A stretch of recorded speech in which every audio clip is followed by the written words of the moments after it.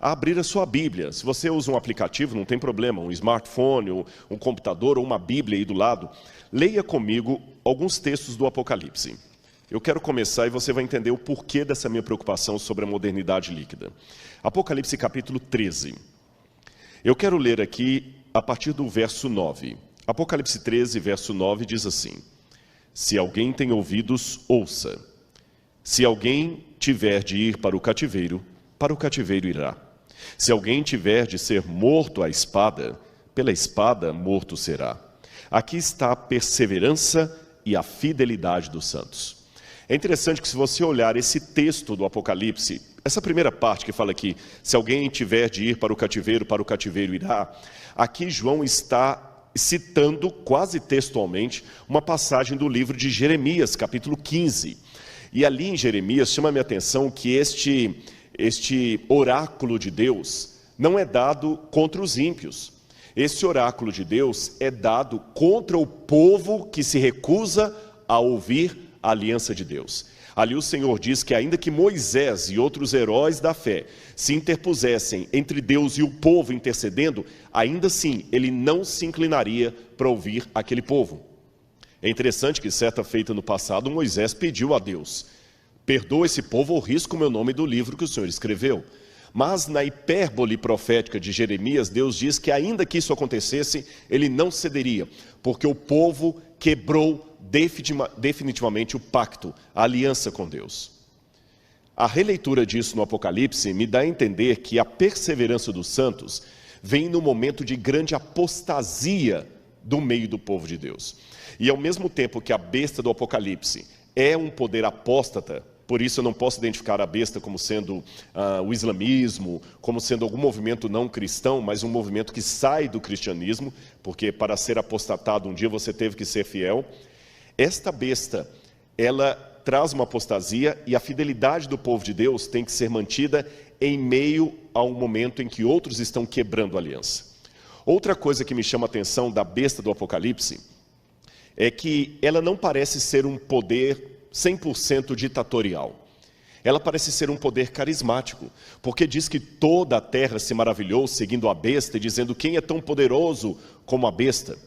E eu, por muito tempo, lendo essa passagem e lendo livros como O Grande Conflito e comentários do Apocalipse, eu me questionava como o mundo vai se unir diante do anticristo com visões tão divergentes. Em outras palavras, ateu vai aceitar guardar domingo se ele não aceita nem a historicidade da ressurreição de Jesus? Aliás, hoje, pesquisas feitas entre teólogos americanos mostram que em muitas denominações, 57% dos pastores já não acreditam mais na historicidade da ressurreição. Como então eles aceitarão adorar num dia de domingo em homenagem à ressurreição, se eles nem acreditam na ressurreição? Como um muçulmano vai aceitar isto? Como que um ateu vai aceitar esse tipo de coisa? Mas o Covid me deu uma possível resposta. O Covid somado a outras reflexões teológicas que eu já fiz. Veja, o Covid não unificou o mundo em termos de filosofia, proposta de vida. O de esquerda continuou de esquerda. O de direita continuou de direita. O crente continuou crente, o ateu continuou ateu. Mas não importa se você é um iraniano, ou um israelense, ou um americano, ou um brasileiro. Todo mundo foi obrigado a usar máscara. De alguma forma, eu entendo que o último decreto do anticristo, ele virá após uma grave crise mundial. Eu estou cada dia mais convicto disso. Eu não vou entrar em todos os méritos da questão aqui, senão eu sairei do meu tema.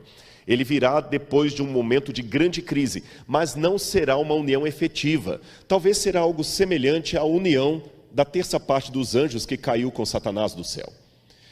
Se a união só existe em Cristo, eu não consigo entender que os anjos do diabo são completamente unidos e fiéis um ao outro. Não. Fidelidade, união, amor, isto pertence à luz, pertence a Deus.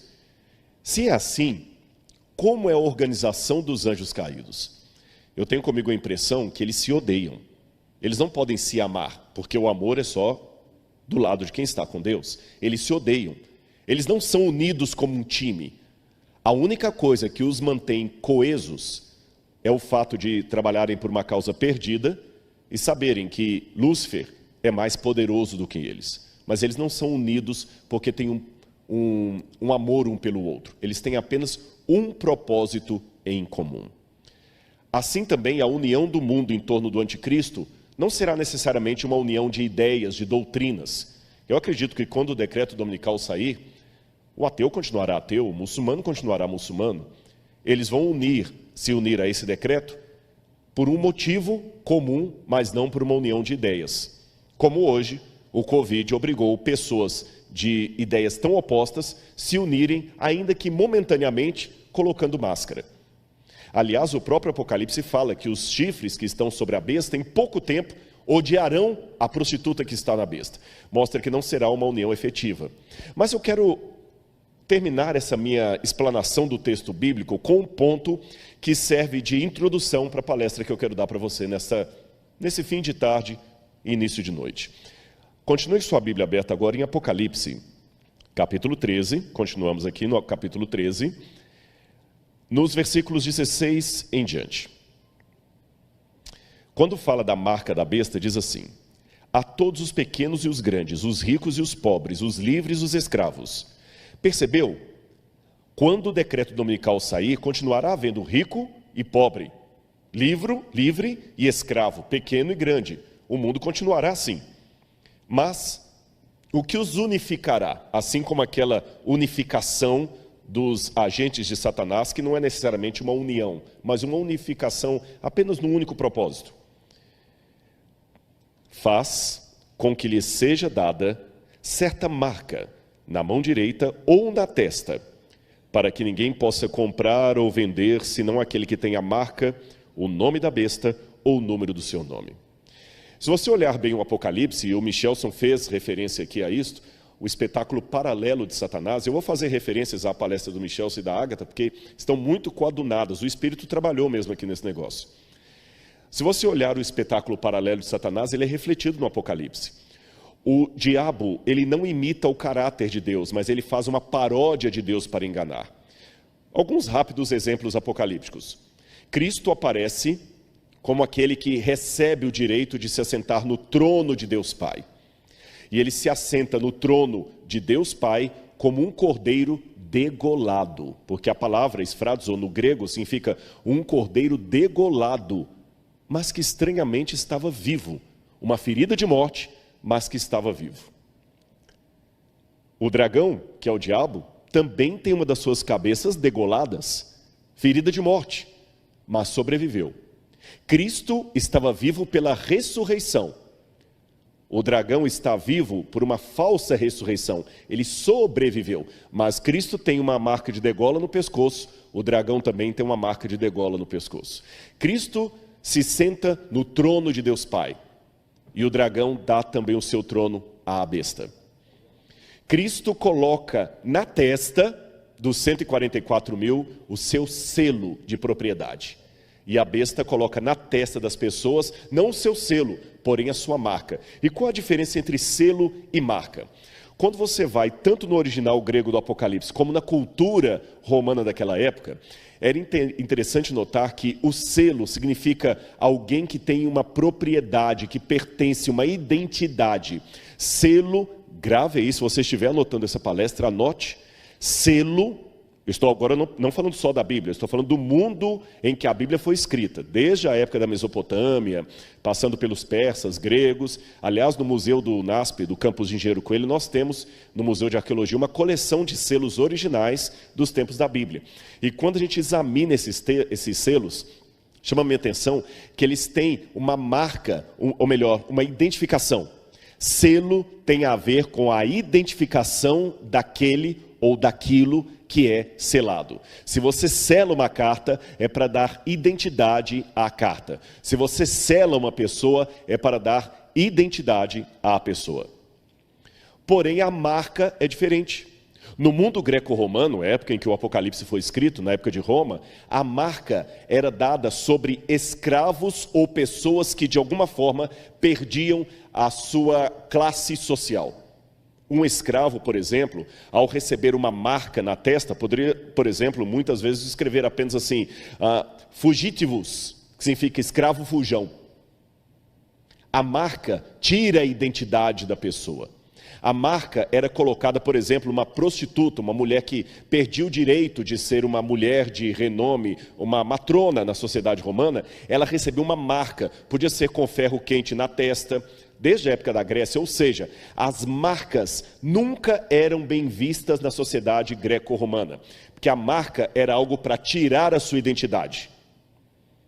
O selo dá a identidade. Você percebeu o paralelismo ou o paradoxo? Cristo dá para você um selo, porque ele lhe dá uma identidade. O anticristo propõe uma marca, que vai justamente tirar a sua identidade.